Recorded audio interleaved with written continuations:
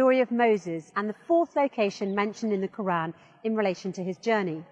After Moses settled and had a job and wife in Madian, he stayed there for a long time, but he was determined to go back to Miz. As he was on his way to Miz with his family, he reached the valley of Torah, where God called him, "Verily I am thy Lord, therefore in my presence put off thy shoes, thou art in the sacred valley Torah." The sacred valley Torah is the location where Moses spoke to God.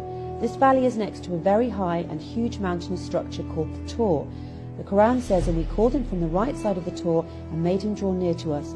This implies that the very high and huge mountainous structure called the Tor is in the same location of the sacred valley of Torah.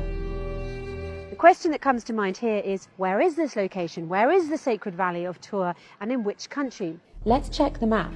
If Moses is returning from his family from Madian, then clearly he would enter Miz from the south, which implies he would pass through Abyssinia and the eastern north of Sudan.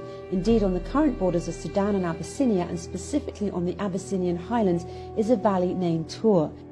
You can find this information in the book of James Bruce, a Scottish explorer who was the first to follow the Blue Nile from its source until it meets the White Nile. On the 29th of November 1772, Bruce arrived in Aswan and published his book, Expeditions to Discover the Sources of the Nile between 1769 and 1773. It's considered one of the most authentic books that examine the River Nile Valley. About his trip from Ethiopia to Egypt, he mentioned a significant piece of information. He referred to a town called Al-Qaddarif, a town at the border between northern Sudan and the Abyssinian highlands. Its true name was Tor. Bruce illustrates the map of Miz before the recent borders between the north and the south. On the map you can easily locate Tor next to Abyssinian Heights. From a geographical perspective, Tor, or the city of Al-Qaddarif, is located in the Ethiopian hills at the border with Sudan. Rivers flow into this place and create fertile, rich soils that retain water and provide essential nutrients to plants. In fact, it's considered to be one of the top agricultural areas in Sudan, with high fertile valleys around the rivers of Adbar, State, Al-Harad and Bislam, highly known for corn and sesame all around the world. As for the animal population in Al-Qaddarif, around 7 million different types of cattle come from nearby neighbourhoods seeking water and food. God describes this area in the Quran as the blessed spot. The blessing refers to the diversity of the rivers, agricultural crops, trees and food, which applies to the city of Al-Qaddarif. This area and Sudan in general is considered to be the food basket of the world. There is no other area as blessed agriculturally as this area in the entire Arabian and African region, just in terms of the number of rivers, the variety of agricultural harvests and the greenery. So what is the story of the very high and huge mountainous structure called the Tor, or the Tower, the fifth location identified in the Quran? And we called him from the right side of the Tor and made him draw near to us. The Tor is a very high and huge mountainous structure and was mentioned in the Quran as the Tor Sina or Sinai, the Tor Sanin, and just as the Tor. It's recorded in Arabic dictionaries and scholars of the science of tafsir that Sinai and Sanin are known Abyssinian nouns. Indeed, if you check the map of the Abyssinian highlands, you will find names like Sanin, Semien, Sina, Senan. In fact, in the Abyssinian highlands you will find a mountain called Debre Sina, or Mount Sinai in English. The exact name of the mountain is also found in modern Egypt and is called Mount Sinai. You will also find in Abyssinian highlands Mount Sanin. And what's interesting is that in the Abyssinian highlands, despite the difference in the names, Sanin, Semien, Senan, Sina, etc., they all represent one mountainous structure, one range, one plateau, called the Tower Plateau.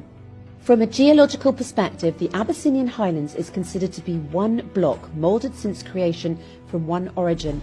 This range is called the Abyssinian Tower, also referred to as the African Tower, because it is the biggest group of mountains with a height that extends in one chain in Africa for a very long distance, 519,278 kilometers squared. That's why Ethiopia is sometimes referred to as a tower.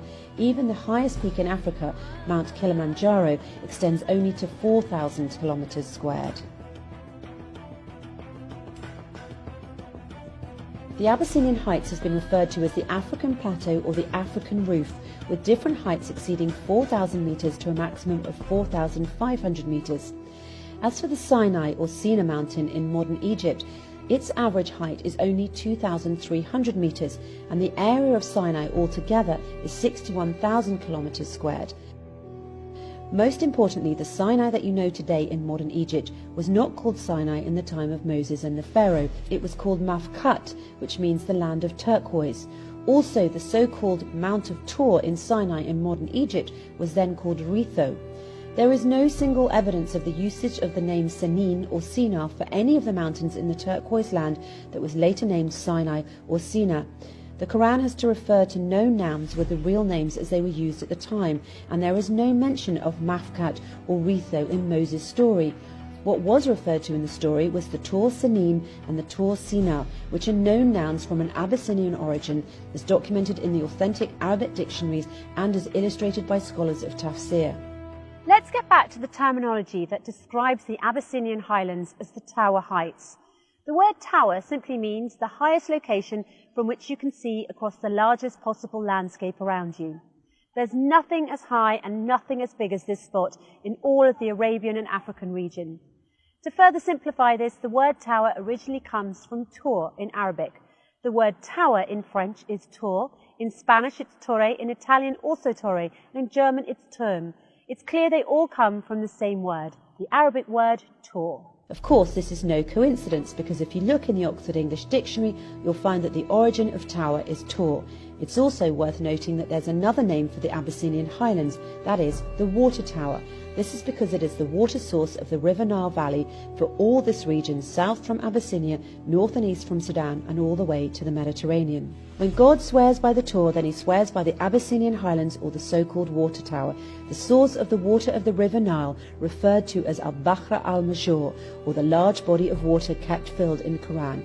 Yes, the River Nile is al-Bahr al-Major, or the large body of water kept filled.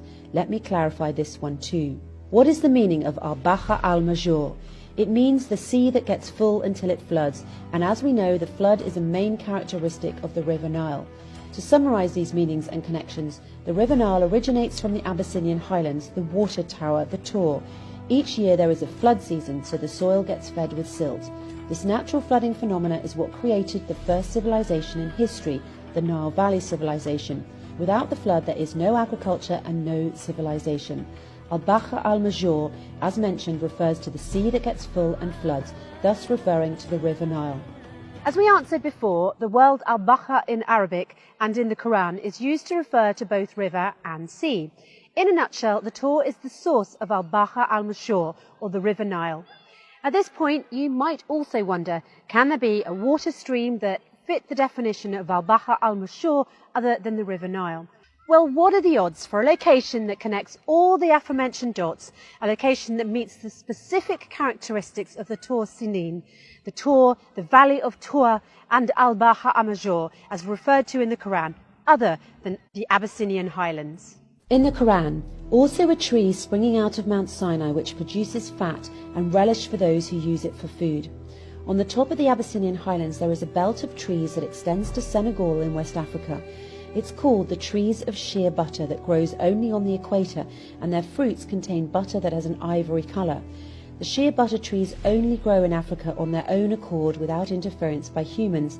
They're a blessing from God to the Africans. They support the people in their lives so they can use them in their nutrition, as a medicine, and to protect their bodies from the heat of the sun.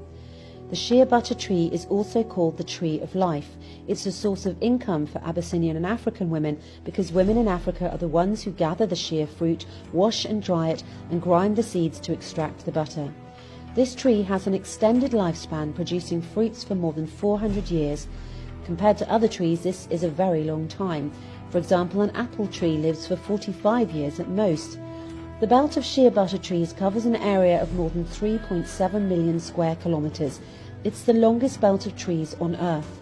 Some tafsir scholars explain the verse, also a tree springing out of Mount Sinai which produces fat and relish for those who use it for food, as referring to the olive tree and the olive oil that comes from that. However, there's a big difference linguistically and otherwise between oil, zayit, and butter, dem. Scientifically, oil is liquid at room temperature, but butter is solid at room temperature. And if what is referred to is an olive tree, the Quran would have said which produces oil, same as God said before about the oil tree, whose oil would almost glow. To summarise, as Moses was returning to Misr from Midian, Yemen, God talked to him at Tur Valley, that is next to the Abyssinian highlands, the Tur, at the Sudanese-Abyssinian border, which is currently called Al-Qaddarif, which was the southern part of Misr before the British colonisation.